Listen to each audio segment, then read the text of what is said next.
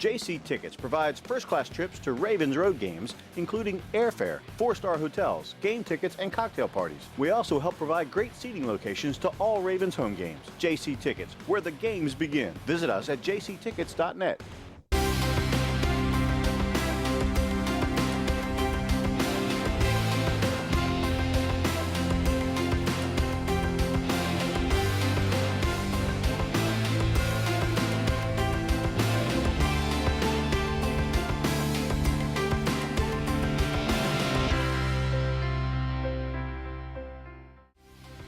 Ravens Wrap is sponsored by Bud Light, jctickets.net, Geico Insurance, Dunaway Furniture, Ocean City Golf Club, RussellStreetReport.com, Comfort Inn Gold Coast, Holiday Inn Express, the original Green Turtle, hosted by the Blue Ox Bar and Grill. And welcome back in the original Green Turtles Ravens Wrap show right here on Comcast Beach TV and Delmarva's Rock Radio 93.5 The Beach, broadcasting from the Ravens Room, the Blue Ox Bar and Grill, 127th Street and Coastal Highway at Ocean City with Ravens News 44. One more round of applause for you guys and the great turnout that you guys had in Miami. All right, let me quickly run through a couple things that we're going to get to the Green Bay game, so guys, bear with me. First off, just to wrap some things up with the defense, again, we talked about 6 sacks by the Ravens defense of the Miami offensive line. Came up big, Suggs with 3, Doomerville had a big one at the end. The secondary gave up a lot of catches to Mike Wallace. I don't think Webb's 100%. He didn't have a touchdown, though, but we did see Webb play better in the second half. James Ahedebo, he got burned a couple of times in coverage against Clay and Gibson at the end, the wide receiver. That's not his strength, so he had an off game, and hopefully he doesn't get put in too many of those situations again. Special teams, by the way, was great. Justin Tucker, great kickoffs, 4 for 4 on field goals. Sam Cook had an off game for him, a couple of shank punts, but solid kick returning from Deontay Thompson and punt returning from Tandon Doss. Good kick and punt coverages. And again, the thing that plagues the Ravens, though, that they've got to watch, and they're 12th in the league right now, and that's penalties. Too many penalties. Are averaging about 6 for 61 a game. That has got to get better. Quick trip around the AFC North again. The 0-4 Pittsburgh Steelers had a bye. Boy, that sounds so sweet. Cleveland on Thursday night, that is, they beat Buffalo 37-24. Both starting quarterbacks get hurt. Again, the Cleveland's luck, right? Hoyer is playing great for a couple of weeks, and then he's out for the season with an ACL, so he's done. Brandon Whedon's back. But that said, Cleveland gets a win, an interception for a touchdown, punt return for a touchdown. Whedon throws a touchdown pass, so they win 37-24. They improved to 3-2. Who would have thunk it? The Cincinnati Bengals with a great defensive performance in the rain. 18 of 38. That was Tom Brady's line for the game. 1 turnover in that. Cincinnati ran the ball well, had 9 more minutes of possession. New England just 1 of 12 on 3rd down, and they were playing without their starting defensive end and their best corner. They still get it done, so Cincinnati 13-6. So the Ravens, the Bengals, and the Browns all 3-2, and Pittsburgh at 0-4. Guys, let's get at it. Green Bay Packers, they come into this game at 2-2 on the season. They are 4th in passing, 5th rushing the football, which, Bruce, you pointed out one of the segments. We'll get into that in a second. Who would have thunk that? Wow. They're 26th, though, defensively against the pass. And yet again, here we go, guys, another really good front 7. This year, at least 5th against the run. They lost to San Francisco in a shootout 34-28. They beat the Redskins 38-20. They got out to a 31-0 lead in that one. They lost to Cincinnati 34-30 after being up at one point 30-14. They blew that lead. And then they beat Detroit without Calvin Johnson 22-9 last week. So, guys, your thoughts? Certainly, obviously, the passing game and Aaron Rodgers comes to mind. I think that what they do well matches up with what we do well. I mean, we can't run the ball and they can stop the run.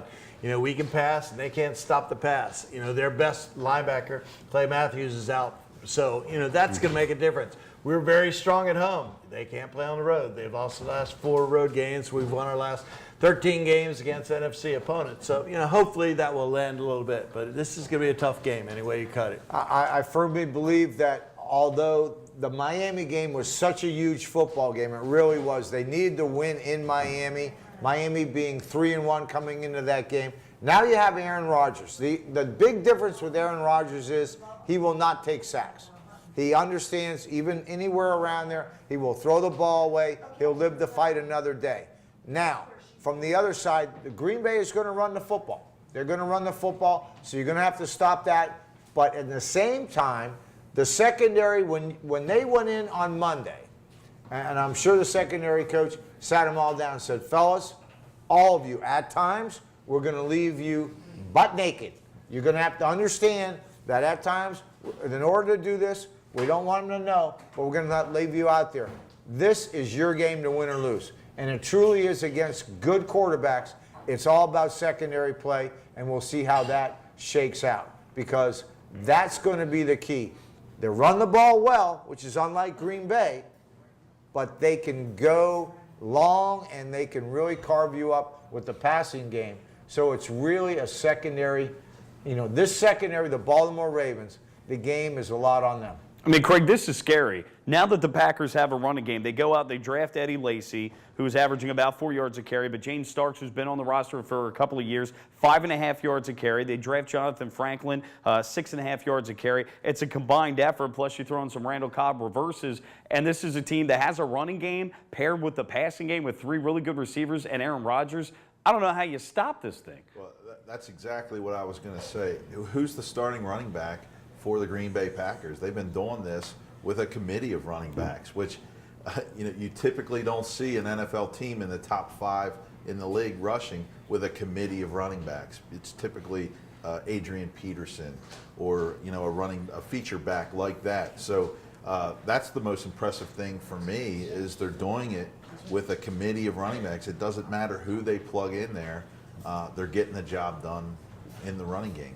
Yeah, and this is a team that they're 3rd in points per game at 29.5. They're 12th in third down efficiency, which is pretty good. Now, our defense, though, is 4th against third down, so we're 4th best, so we do a good job. But you go across the board, 14th in the red zone, so about 56.25% of the times they're scoring. A lot of stats that point, hey, this is a team that's going to score points. I guess the question is going to be, can you contain them at least? Well, you're going to have to, and the only way you contain him is put his sweet little butt on the bench. You don't want him out there. You have got to win the possession battle. And then again, you have a Dom Capers defensive style. Don Capers is from the Buddy Ryan era. He's going to be moving people in and out. So wherever the Ravens' weakness that you see offensive line-wise, which has been up the gut, a lot of twist up the gut between the center and the 2 guards. When I say up the gut, that's where the pressure, and they do a lot of Xing. They are going to pressure Flacco up the gut. The edges are fine there. They got some good people there. They're going to pressure him up the gut, and they're going to try, obviously, stop Ray Rice and make Joe throw the football with some unproven talent. Let's face it.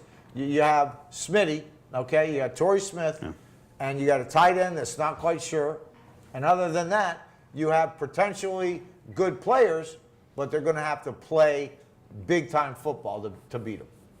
I think at home, you have things happen where when we played the Texans, they end up having a punt return for a touchdown. You end up having a pick 6 for a touchdown. Those things for this team are not happening on the road, but they are happening at home because it's a relatively young team, and the confidence, obviously with the home fans and the 12th man, Craig, it's definitely a different ballgame when they're playing at home. And you said it earlier, Clay Matthews is not going to be in this game. If you had to pick one defensive player when you're playing against Green Bay that you would like to see on the sideline, it has to be Clay Matthews. So hopefully that will open some things up for Joe Flacco and the Ravens offense. Well, not only did he have 3 sacks coming into this game, he's not playing, but he would have had 3 sacks coming into this game. He also has developed into a really good run stopper as well. And Bruce, again, you alluded to it, not only do the Packers have a running game, but now they can stop the run, at least so far this year. Now they did get, even against San Francisco threw the ball to beat them. Frank Gore is one of the better backs in the league, and San Francisco, one of the better offensive lines. He got shut down for roughly about 44-some yards. This is a team that's 5th stopping the run. And again, we talked about last week, we made some strides in the running game, but there's a long way to go. And I know Eugene Monroe's starting, and if Osemele is healthy, he'll play. And that's great for the left side, but you still have Geno, you still have, Yonda, and you still have Orr. Mike, let me tell you, Capers will attempt to stop the running game. In other words, they won't sit in that 4-man front. They will put another body in there. They will run blitz, which means they'll send 5. They will try and stop the running game. They want Joe in 2nd and 8, 2nd and 9. That's what they want, and then they'll try and figure out how to cover, which has been their issue. Didn't you say they're 27th, 28th and against the pass? But, I mean, that's what you don't want to do. So, again, you love this game. Watch the two fronts. Watch our offensive line and Green Bay's front, and look where the football is. And when they're running it, see where Green Bay people are. And if they're way in the backfield, it's going to be a long day for us. That, to me, I mean, Marshall Yanda, you look at him, I mean, that's your one stud on the offensive line. I mean, he gets rolled in Miami, and his helmet, I mean, he just gets knocked on his butt, and his helmet flies off. And I'm sitting there going, is this the same kid? I mean, you know, what do you attribute that to? You know, I think, again, it all starts with the center. And everyone said, well, Matt Burke is not really an aggressive at the point of attack. He can't. But Matt Burke was a technician. In other words, he got his pads where they're supposed to be. He stayed on the block a lot longer than what they're doing now, and he got everybody on the same page. And quicker line calls probably too. You know, absolutely. And those line calls, and some of these guys, I mean, we got a situation where here you are, you're a guard tackle, and someone crosses your face. In other words, you're lined up, you're a guard, and the guy on your nose crosses your face, so it means he goes away. We're in a situation where some of these guys go, well, oh, okay, I can take the play off. Well, if someone goes away, someone's coming back. You see what I'm getting at? And that's where they're struggling right now, and Capers is a master at it. He's from that Buddy Ryan system. You got to look, my strong points, secondary play extremely well to win, offensive line, got to move the line of scrimmage. Craig, the good news for the Ravens is they've seen a similar attack with the Denver Broncos. Maybe not quite the running game, but they have a trio of receivers in Denver. They've got a great quarterback. Same thing with Green Bay. Rodgers, Jordy Nelson, James Jones, Randall Cobb. Got about 60 seconds. But your thoughts on how we go about winning this game and your prediction? Is there any offense that's similar to Denver? I mean, that offense just is as close as you're going to get with it. There's a computer game. There's a computer game out there that you can maybe play. So, you know, Denver, the Saints, and then probably Green Bay as far as the passing game. They have tons of weapons in the passing game, and like you said, the rushing for Green Bay this year is 5th, so they're going to be a hard team to stop. Quick prediction, 30 seconds here, guys. My prediction, I think the home field advantage will give the Ravens a chance to win this game in a close one. All right, Bruce. I'm 23-22. Somehow, some way, I'm going with M&T Stadium has the magic. Ravens 38, 35 of the pack, long field goal as time expires. I'm going to be the bad guy here. I'm picking the Packers to win this 32-28, but sorry, guys. So that's going to do it. Go Ravens. We're back next week. It's the Ravens Wrap Show on Comcast Beach TV at 93.5 The Beach.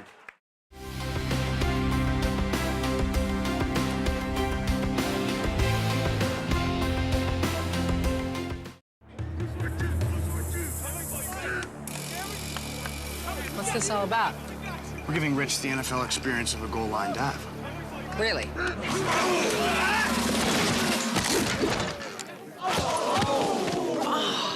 There's an easier way to get an ultimate NFL fan experience. Just snap the tag wherever Bud Light is sold and you could win. Bud Light in the NFL. Here we go. Can I make it? On the internet, yes. Into the end zone, no.